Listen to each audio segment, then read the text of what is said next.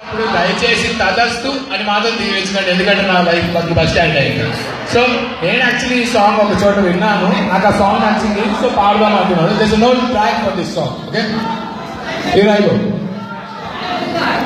ఇది సాంగ్ అందరికి ఒక మా బ్యాచ్, మా థర్డ్ ఇయర్ బ్యాచ్ లో సిఎస్సి వాళ్ళకి ఈ సాంగ్ ని నేను వాళ్ళకి డెడికేట్ చేస్తాను. బికాస్ ఈ బ్యాచ్ ఆ సప్లీ బ్యాచ్ ఫస్ట్ ఇయర్ నుంచి.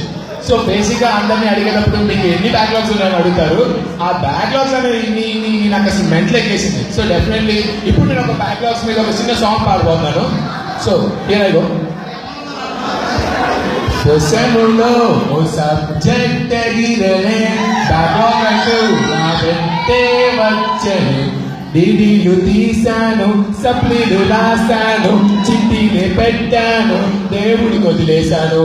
కలకాలం క్యాంపస్ లో నేను నిలిచిపోతాను, నా పిల్లలతో క్యాంటీనే పెడతాను. ఆ వచ్చే డబ్బులతో ఫ్లోలన్నీ కడతాను.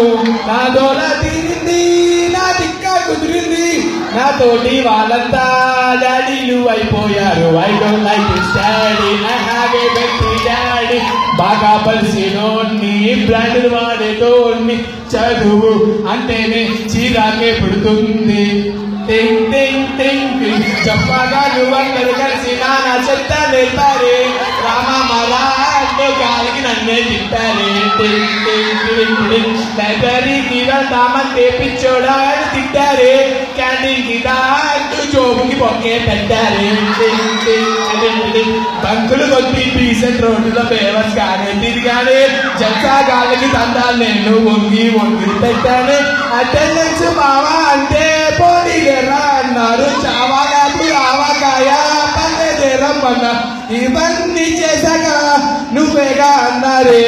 ఇవన్నీ చేసేసి నాకే చేయి కొట్టేశారు, బయటే కొట్టేశారు, నా అప్రోచ్ చింపేశారు, ఐడి పారేశారు. దినం మా జీవితం అనిపించేలా నన్నే మార్చేశారు. Thank you so much.